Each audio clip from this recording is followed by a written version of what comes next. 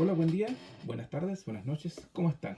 Esperando que se sigan cuidando en casa y salgamos pronto de estas situaciones críticas y nuevas experiencias derivadas de la pandemia. Continuamos trabajando.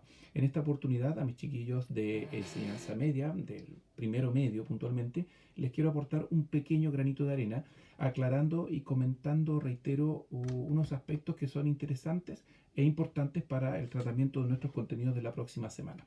Nosotros estamos estudiando el siglo XIX, hemos analizado en profundidad lo que fue la revolución industrial, hemos estado viendo en esta última semana una importante consecuencia de esta, que es el desarrollo del imperialismo colonial, y hemos estado viendo cómo los grandes imperios europeos se repartieron África, Asia. Hicimos una mención de imperios en otro video, de imperios no europeos propiamente tal, como sería Estados Unidos, Japón y Rusia, entre otros.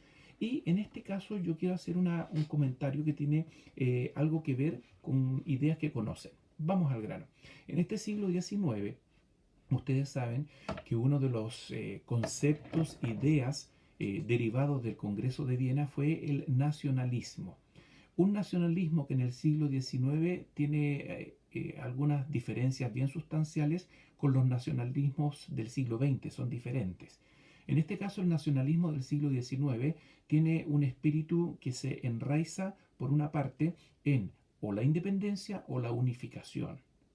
El nacionalismo del siglo XIX es aquel que hace que las personas se puedan mirar a sí mismos como grupo, como sociedad, identifiquen una población puntual, un grupo étnico, un lenguaje común, idioma, ¿no es cierto?, religión, pasado histórico, y se identifican como un solo pueblo y son una sola nación, que quiere sus propias fronteras, razón por la cual muchos estados van a luchar por su independencia, que han estado oprimidos por reinos o imperios mayores, más grandes.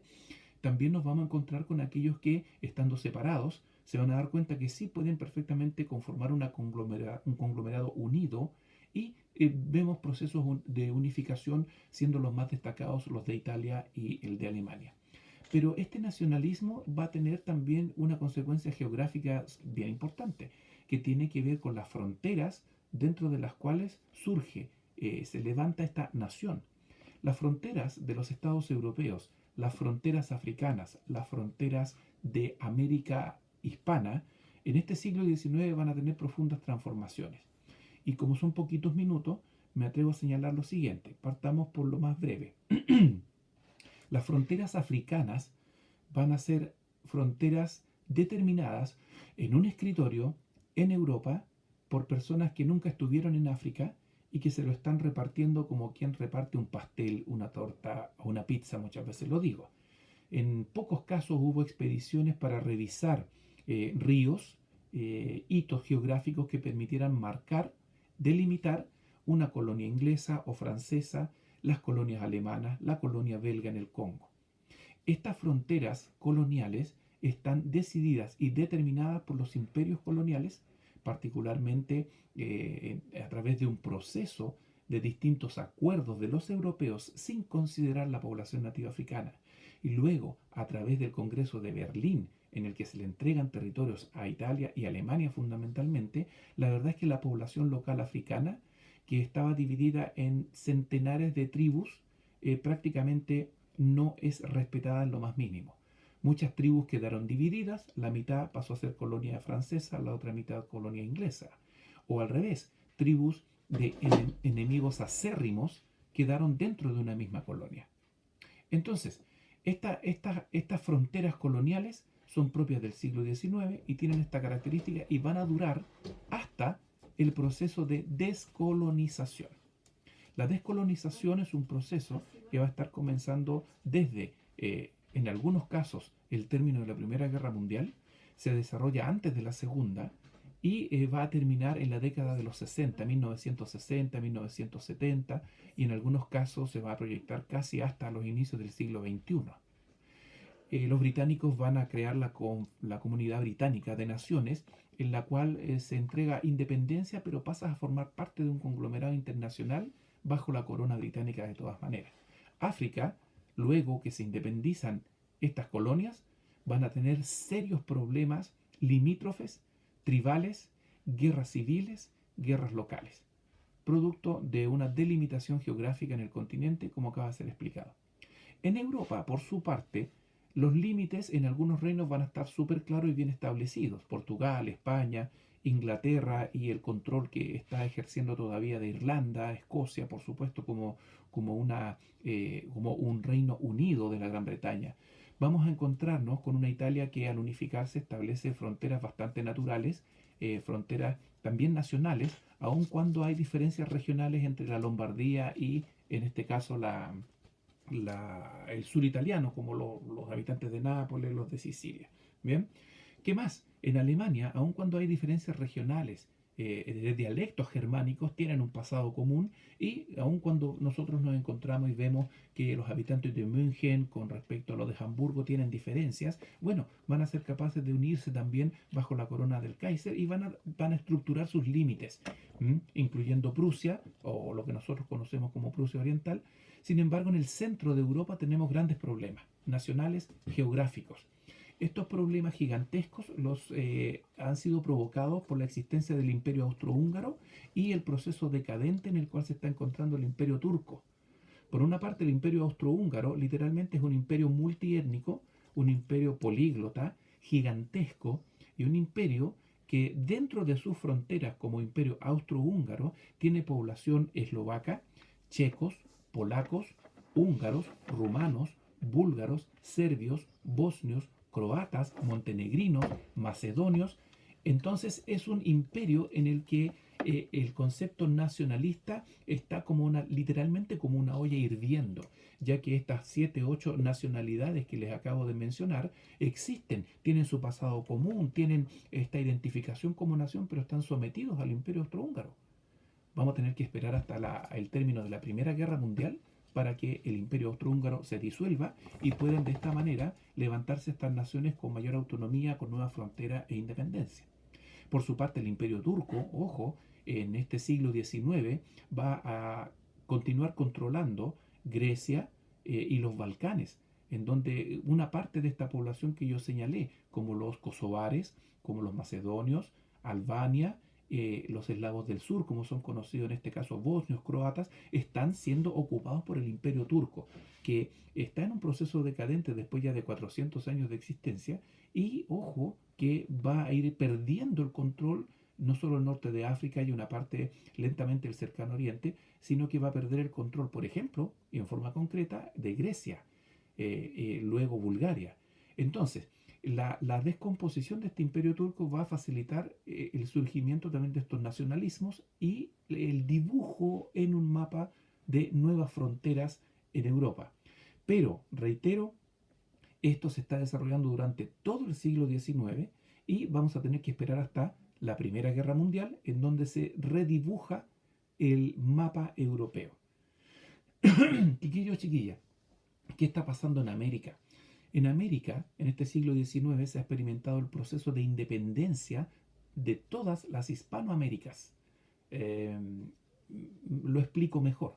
Es el proceso de independencia de todas las colonias hispanoamericanas. Eso es mejor.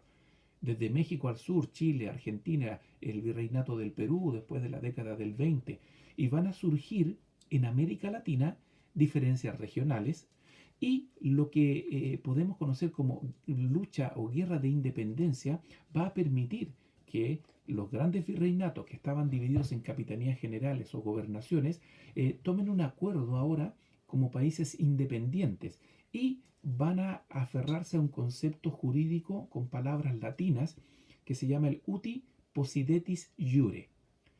Traducido, no sé latín, pero más o menos traducido significa ahora que somos independientes vamos a mantener las mismas fronteras que teníamos cuando éramos o una colonia, una capitanía general, una gobernación o una presidencia como existió cuando era una colonia comandada directamente por el Tribunal de la Real Audiencia, el cual tenía un presidente de la Real Audiencia.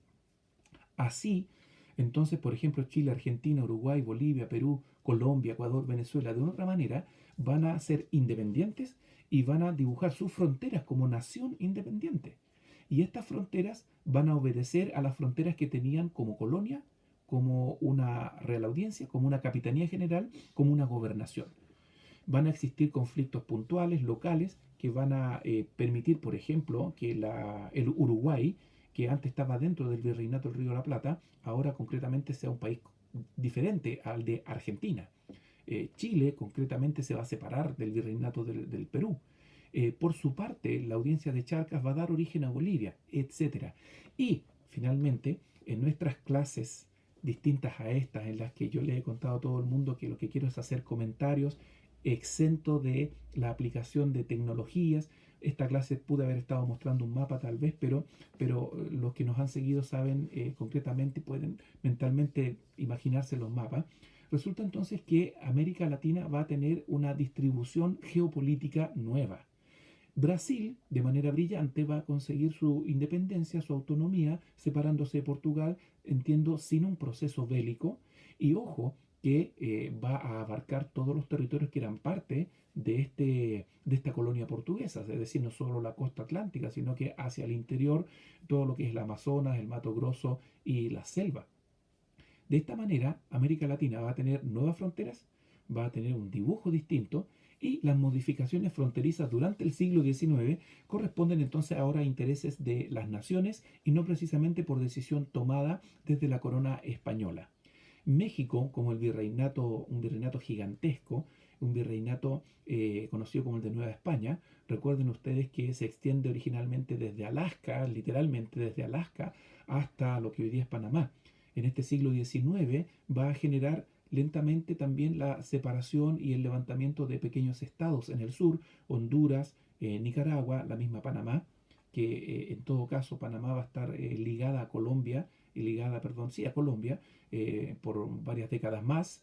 Venezuela levanta también sus propias fronteras. El Caribe empieza también un lento proceso, todavía bajo control de España, pero proceso al fin y al cabo para independizarse a finales del siglo XIX. México va a experimentar durante el siglo XIX un par de conflictos bien concretos, especialmente con Estados Unidos. La Guerra del Álamo es una de las más conocidas, con Texas, que va a perder a la larga el control de toda la región de California, Los Ángeles, San Diego, San Francisco. Y bueno, de esta manera va a estructurar también sus fronteras. Una frontera, en este caso, completamente hispanoamericana. En nuestra clase de esta semana, estos comentarios los vamos a reforzar. Vamos a mirar los mapas para ser más didáctico todavía. Y en esta oportunidad, a través de este comentario, creo poder adelantar algo que tiene que ver con esta nueva estructura geopolítica de América Latina, lo que está pasando en África con el imperialismo colonial y un poco lo que está experimentando Europa, que pese a tener imperios gigantescos, dentro de Europa tiene conflictos y un problema serio de nacionalismos que va a durar décadas hasta la Primera Guerra Mundial. Me despido, hay muchas cosas que quedan en el tintero, las vamos a hablar y tal vez nos hagamos otra grabación, otro video con más explicaciones. Cuídense mucho, chao, chao.